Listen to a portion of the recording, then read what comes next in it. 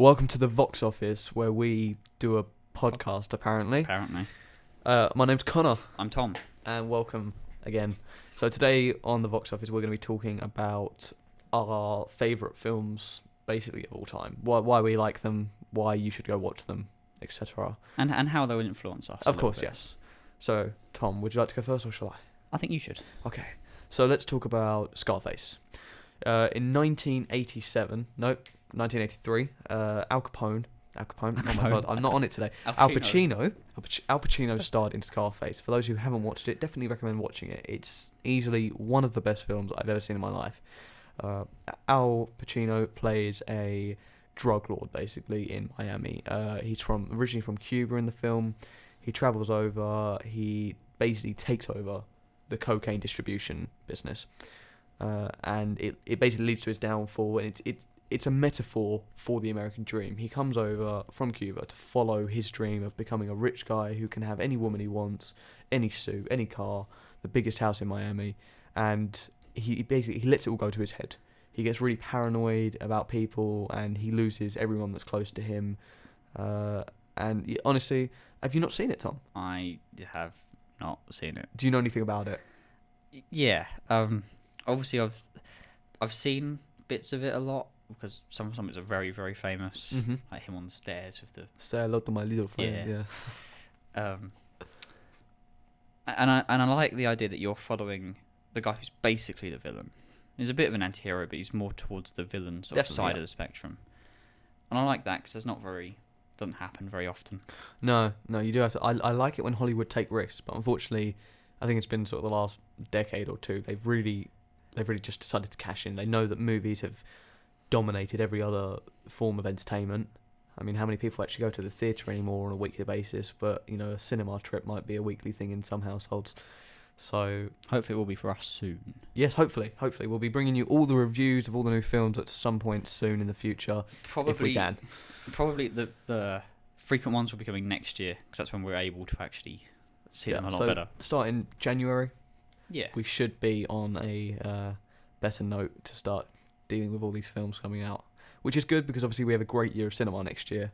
2015, we have Avengers 2, we have Ant-Man as well, coming off of that. That's 2016. Let's move forward. No, is it? No, move back, sorry. It's 2016, yeah. Originally I thought it was supposed to come out. Oh no, it's supposed to come out after Avengers 2 because obviously Ultron, created by Ant-Man, is being created by Tony Stark instead. So they've made sure that we have Deadpool. Oh no, that's 2016, unfortunately. I'm trying to think now. Who do we have next year? Fast and Furious. Fast and Furious. I love Fast and Furious. It's stupid, but we have Fast and Furious 7? Yeah. We have Fast and Furious 7 coming out. They're idiotic films, but I don't care. They're amazing. I actually quite enjoy them. I'll defend them to the death. But yeah, so we have a lot of films coming out in the future, but until then, we've got lots of great films that have already been made. We've got, I can't even work out how many years it would be. It's like 100 years of film? 1900s when that started? You think first video camera was 1896 or something, so about 110, 120 years. We've got a few films to go through. So we can go, we have enough to sort of last a while. Yeah, we've got a couple months. Yeah. Let's go on to your film then. See, this is my favourite film of all time. I'm kind of starting a bit strong with this, but it's Blade Runner. It's a lot of people's favourite film, purely because, number one, it came out sort of in the mid-80s, and sci-fi was being hugely popular with Star Wars, and basically every 80s action film was a sci-fi. But it was so stylistic in this sort of cyberpunk aesthetic that it's now defined cyberpunk as a genre with how it should look. It's basically how Tokyo looks at night. Right. But the basic premise is that Rick Deckard, the main character played by Harrison Ford, is a Blade Runner, which is a department of the police which go after these rogue androids. It's basic premise. But the important thing is it asks what it means to be human, which is the ultimate thing a cyberpunk movie should do. So, I haven't actually watched this for myself, but you told me a few weeks back, I believe, that there's no CGI in the film at all, which was quite a big thing for a sci-fi film. Even in the Yeah. 80s, it was. I mean, you had Terminator, but that actually used models and dummies rather than CGI.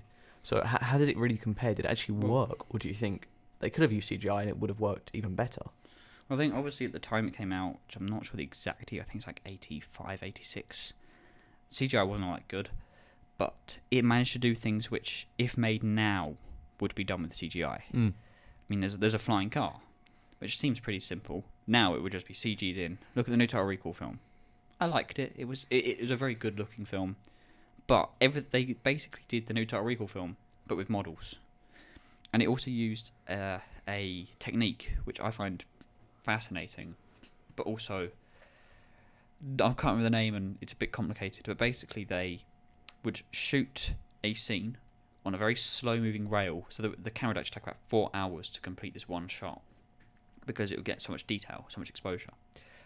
Then they would put in the next sort of kind of effect they wanted to put in, be it like little lights or something. They'd run the film back through the camera and it would print over the top of it again. And they did that. So one single 5-second shot might take 16 hours to film. But it ended up looking amazing. And obviously they did composite and things like that. But yeah, there's no computer generated imagery. Right. So like there's screens are compositing. But it's very stylistic. It's watching the trailer alone kind of gets you the idea of. But it's definitely what it looks recommended. like. Definitely. Okay, well you've heard it here, so that means you must do it. That you must go watch Blade Runner and Scarface and every other film we mentioned today. Yeah. So yeah, we're going to give you a nice list of films over time that you sort of have to watch. You have to. It's law. I think for our next one, you've got quite a newer film to talk I about. do. So my favourite film of the year, easily Guardians of the Galaxy. Have you seen it, Tom? I have. You Still have. keeping with the sci-fi theme we're going with at the moment. Yeah, exactly. Yeah. So for those who don't know what Guardians of the Galaxy was, it was about these 5 guys and a woman. No, sorry, four guys and a woman and 3 guys and a woman and a plant who don't really have anything in common. And they actually team up and they save the galaxy, hence Guardians of the Galaxy. So you have Chris Pratt starring in this role. Now, I always saw Chris Pratt, this actor, he never really got a huge amount of work. He was in Community, wasn't he? Was that his? I think so. I think it was Community. I think it was, yeah. And he was in movie 43. He had a short in that.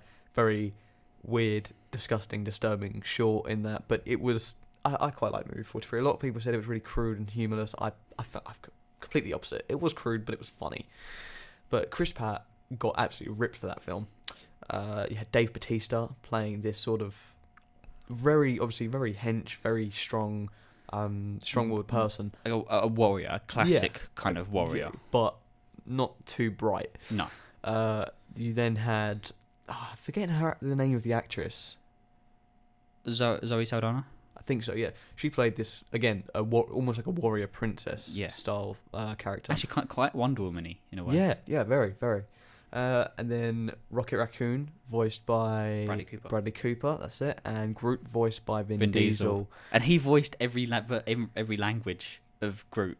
Really? Yes, he's like, yo soy Groot, in Spanish. Oh, well, I really want one of those dancing Groot toys. Everyone I really does. want one. I'm gonna have to get one. Pop Figures made a little one, but it doesn't dance. It's. Oh no! Pop. It's got to dance. If you haven't seen the film, you'll understand why. But yes. Sorry, my friend here's dancing in the studio with me. But moving on with Guardians of the Galaxy, why was it great? It was great because it took place in the Marvel Universe alongside Avengers without ever meeting them, but still having a lot of references. You saw, as Guardians, you saw the Collector, who was featured in the end credit scene of Thor 2. Another Infinity Stone is seen, which is... I'm not sure if they're going to go with Guardians of the Galaxy 2 or 3, where the Infinity Gauntlet will come into it, or if that's going to be... Avengers 3. Or Avengers 3, of course, yeah. It's unknown as of yet. But I have a feeling they're going to go with Avengers, because I think Thanos really is an Avengers villain rather than a Guardians villain. We also have a great end credit... Well, some people say yes, some people say no. The end credit scene for me was a little bit odd, but brilliant at the same time. For those, I'm going to spoil it, so cover your ears for the next 5 minutes if you don't want to know. It's not a big reveal, But basically, the end credit scene featured Howard the Duck. For those who don't know who Howard the Duck is, he was an 80s Marvel character, and basically, it was the worst Marvel film that ever came out. It was the stupidest film ever, with the exception of the 1994 Fantastic Four. It was awful in every way. Or the old Captain America, yeah. It was awful in every single way. But great. But yeah, it was great, but it was awful. But the way that Howard the Duck sort of went in his timeline, in the 80s he was invented, and he had a short-lived comic, and soon afterwards he became this sort of running joke with comic artists. They'd put him, if there was a big fight scene with a lot of Marvel characters, he'd be in the background, and it'd be like Where's Wally style thing. Can you see Howard the Duck?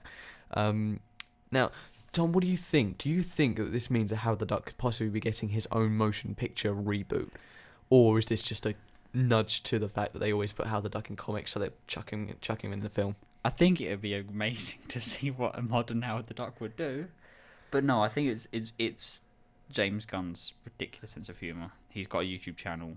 Obviously, it's hugely popular. It's James Gunn, but he does the little sketches on there that are ridiculous.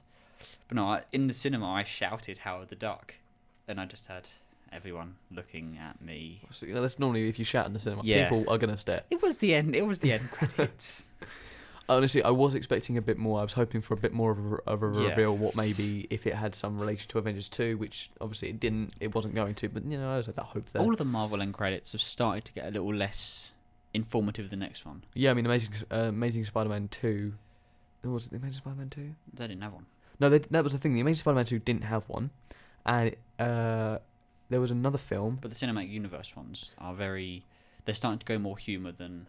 I mean, Iron Man 3's was Banner talking to him, and that wasn't leading into anything. That was just a comedy sketch. What was the film that had X-Men: Days of Future Past in the mid credits? Right, even though it wasn't. An X-Men no, it was film. Spider-Man. Oh, that was Spider-Man. Yeah. See, this is what really fed me up with Marvel. Basically, the director of Spider-Man had like a contract with Fox, and Fox said he could get out of it if he advertised X-Men: Days of Future Past in the mid-credit scene of the Amazing Spider-Man 2. So there's me sitting in the theatre, still not finished my popcorn, saving it for the last scene, and in comes a short trailer for Days of Future Past. It was a clever idea of marketing, because by this point everyone that goes to the cinema watching a Marvel film knows, staying to the end, I've got to watch this scene. Although you'll be surprised how many people still leave. I'm just looking at them like, what are you doing? Yeah. These have been going on for like 2 years now. But that was a bit of a letdown for me, personally, because I love the Amazing Spider-Man 2 film. I think they're a lot better than the originals in every way. Yeah, agreed. A lot of people will say they weren't, but Tobey Maguire, whenever I saw him crying, he looked like a Sil. That's it. He always had like the blubbery sort of Sil face, and I could not take him seriously as Spider-Man. All the actors that were in the originals were too old. All the new ones are perfect age. Even though they are, Andrew Garfield is like 29 years old now. Something like that. He looks 18. Yeah, he can play the high school kid. Emma Stone is like 26 or 23 or something. Again, she looks 17. Well, 19. But she was brilliant in that film. Andrew Garfield was brilliant in that film. Tobey Maguire was not brilliant in Spider-Man. He was okay. He was cast because of his current popularity. I don't even know where he got the popularity from, but he had it. I mean, I haven't seen Tobey Maguire after Spider-Man. I didn't see Tobey Maguire in anything until The Great Gatsby. No. And Tropic Thunder. He's in the very start of Tropic Thunder. Is he? Yeah. He's the other gay priest. Oh, so he is. Yes, he is. Oh wow! For those who haven't seen Tropic Thunder, it's a really wonderful comic film. What I just said will seem a bit more. It won't seem as actually no, it will seem as weird when you watch it, but it's good. It's more appropriate once you've seen it. Be like, okay, I understand. He wasn't just being weird. But so I was actually talking about Guardians of the Galaxy, wasn't I? Yeah, we're still talking about Marvel. Yeah, well, that film, great. I'm looking forward to Avengers 2 next year. I've been waiting 3 years for this film. Cannot wait for it. The thing I liked about Guardians of the Galaxy more than anything else, though, is the balance. It balanced being funny and serious really well. Definitely. It didn't go too far one way or the other. No. Which a lot of films do get wrong. Yes. A lot of comedies get wrong, actually, I find. Comedies need a bit more serious in them to make the funny. Yes. Which they don't do a lot of the time. Yeah, definitely. I can see where you're coming from with that. Guardians of the Galaxy definitely got that right. Spider-Man, the Amazing Spider-Man definitely got that right. Okay, But yeah, that's it for the Marvel films. We'll talk about more Marvel in later films. Let's move on to Tom, your next film.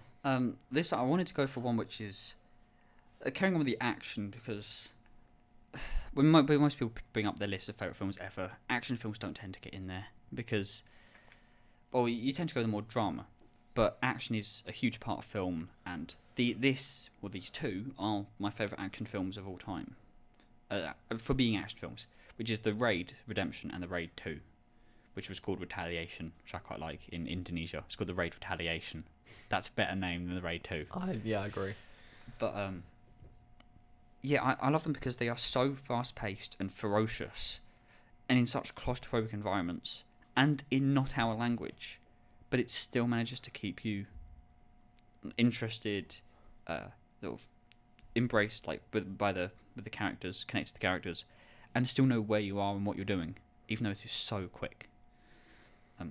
They're actually quite a weird story behind them. It's an Indonesian film, shot in Indonesia with Indonesian actors, but the script is in English, written by a Welsh guy. Huh. Yeah. Yeah, a little bit different there. And he does plan on making a Raid 3 if he can get the funds for it, as the final one. Well, I think he really probably should be able to get it, because the Raid 1, it's the only one I've seen, was incredible. It was a fantastic plot, great martial arts scenes, great dialogue. You couldn't go wrong. The film was faultless, with the exception that obviously it wasn't in English, so I had to keep looking at the subtitles every time someone spoke. I'm quite used to looking at subtitles for the stuff I watch, so yeah. I'm a bit more used to it. But yeah. But yeah, obviously I don't like to watch a lot of foreign films because of that reason. I remember watching The Devil's Backbone and hated every minute of it because I thought it was going to be a horror. It wasn't a horror. You just reminded me of another film that I forgot about. Okay. Oh, Pan's Labyrinth. You know what? That's actually Del Toro's. Yeah. Yes, Del Toro. Guillermo Del Toro. For those, you may know him as the director of Pacific Rim. Everything he touches turns to gold. I disagree. Have you not seen Mama? No, I haven't. No, okay, it's terrible. Okay. Awful horror film.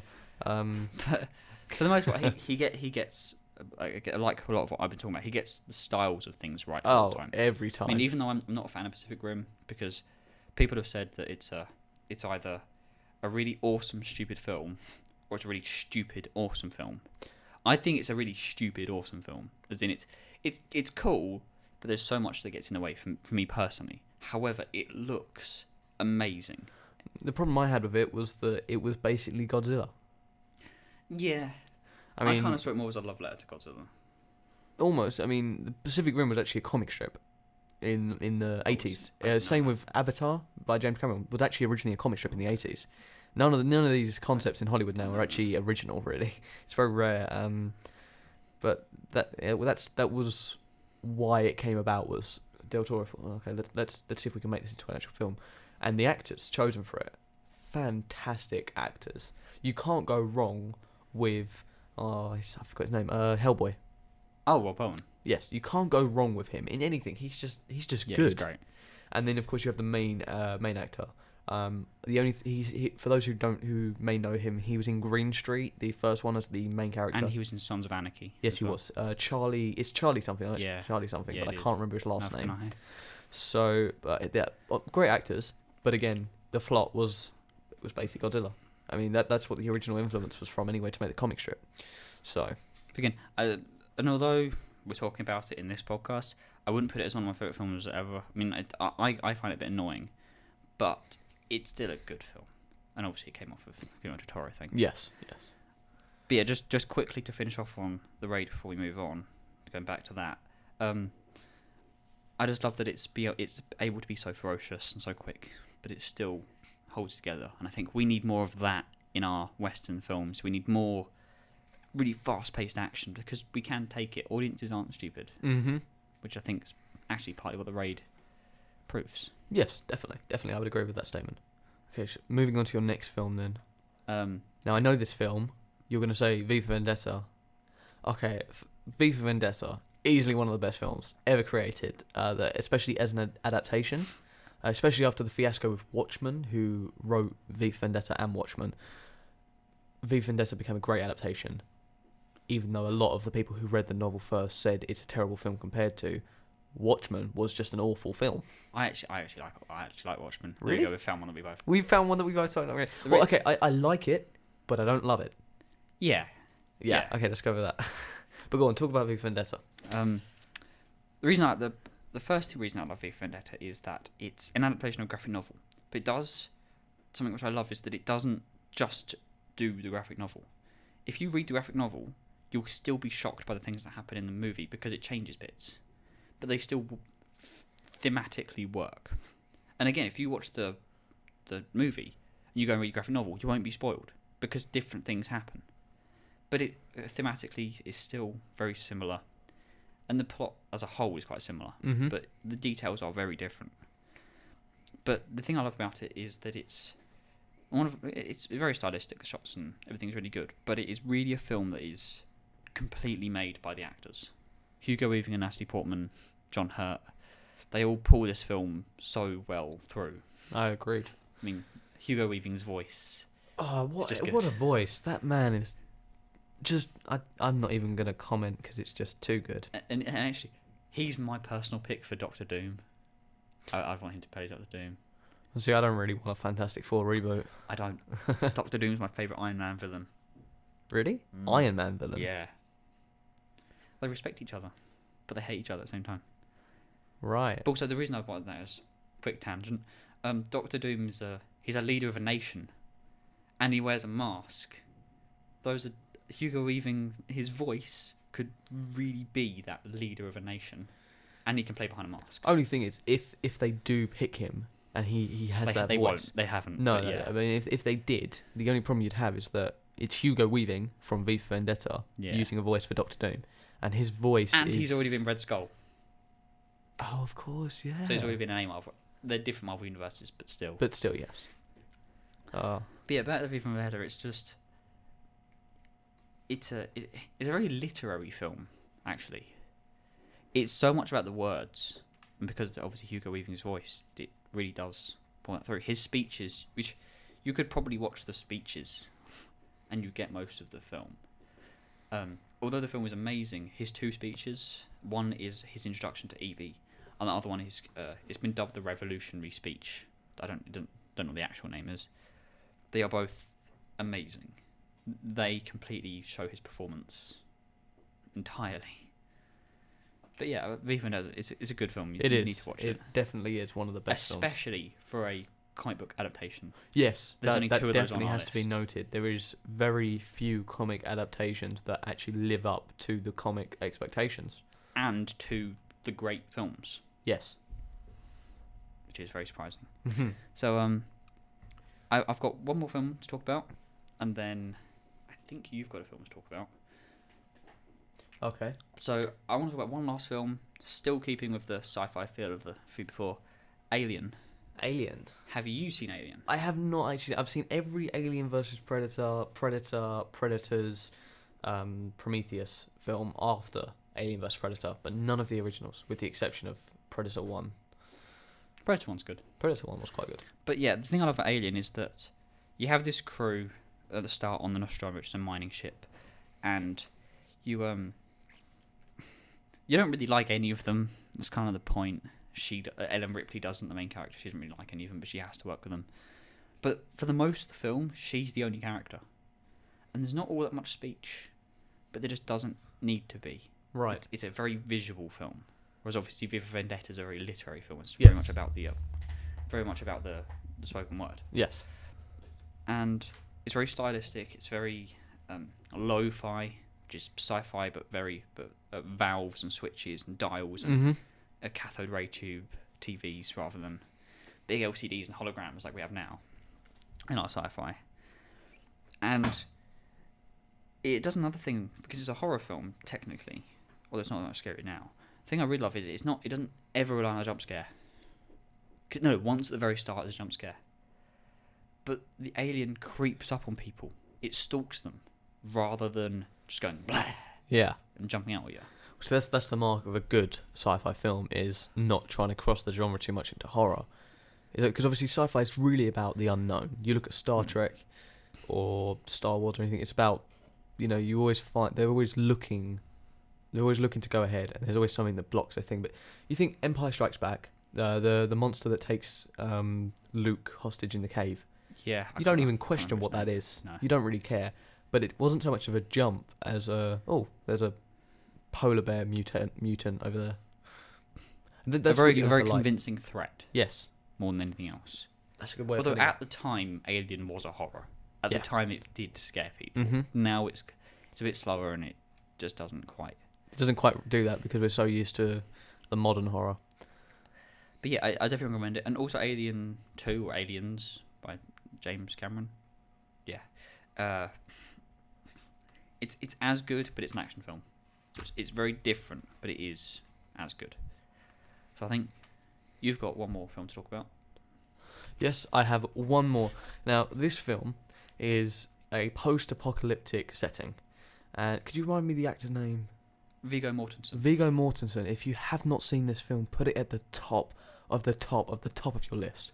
It is and fantastic. It's actually not too long film either. No, it's not. It's actually, it's quite short. What is it, like an hour and a half? And a bit, yeah.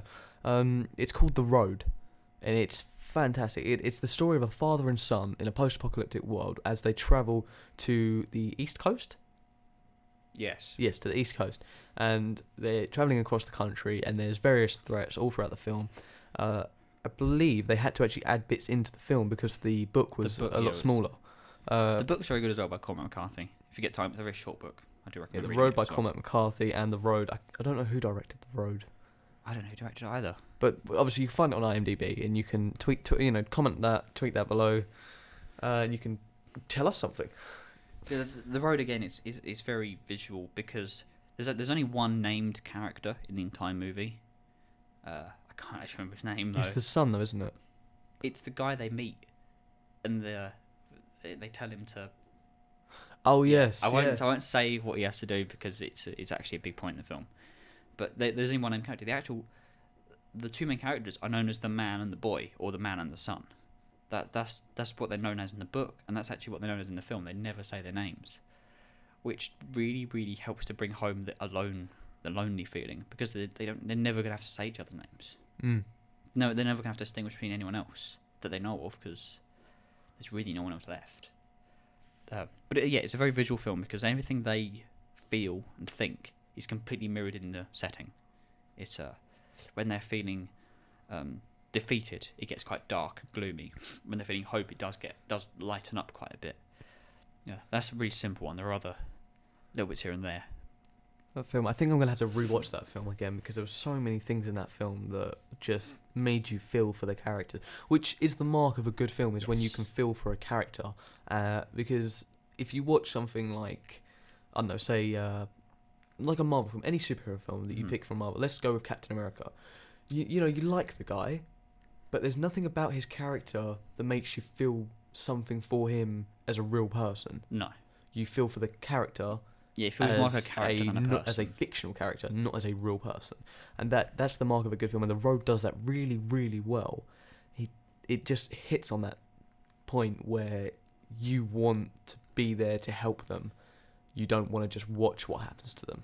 And you're completely rooting for them the whole way. You're not just sitting back and watching. You're really hoping they're going to get out of this situation they're in the whole time. And it's a sad film. It really is a sad film. But it's not a film that's going to make you feel sad. It's going to make you feel sad for the characters. Yes. It's a truly wonderful film, though, a masterpiece. But it's not very well known. It didn't have a big release or a big budget. It was critically acclaimed, but not really known by many people. Yeah. And also Viggo Mortensen, Aragorn from Lord of the Rings, so he's quite well, you think you might have sold it a bit, but no. Yeah, it's a very, very good film and a very good book. But the reason that we're talking about it is because it's going to influence us in a way that is pretty clear, in that we are making a short film. Both We are. Me and Connor. We're making a short film set in a post-apocalyptic world following the life of one man whose everyday life is seen on film. And he's very alone. Yes. There's always some constant threat, although you're never sure whether it's paranoia or actual threat. And then that's the thing, is that in that world you would have that problem where you couldn't trust anyone. You'd never be able to do that. It's... No, you'd always be on the edge the whole time. And that's what we're going to try and convey over video to you. We're filming most likely next weekend as long as the weather's good, because we need that sort of light. And right now it's miserable. Yeah. So we will try and hopefully film next week. Regarding that, we'll just try and do every weekend afterwards. It should take... How long do you think it's going to take to edit? 1 or 2 weeks most. 1 or 2 weeks. So keep checking our YouTube channel, VoxOffice. We will also put it on Twitter, so follow us on Twitter at Vox_office. And, maybe you'll be the first one to see our new short film. And hopefully, try and get some of the references in it. I've put a couple of really small apocalypse references into different apocalyptic pieces of fiction. Hopefully you get some of them. So if you do find them, comment below and tweet at us, and we'll favourite your tweet, retweet them back if you get them.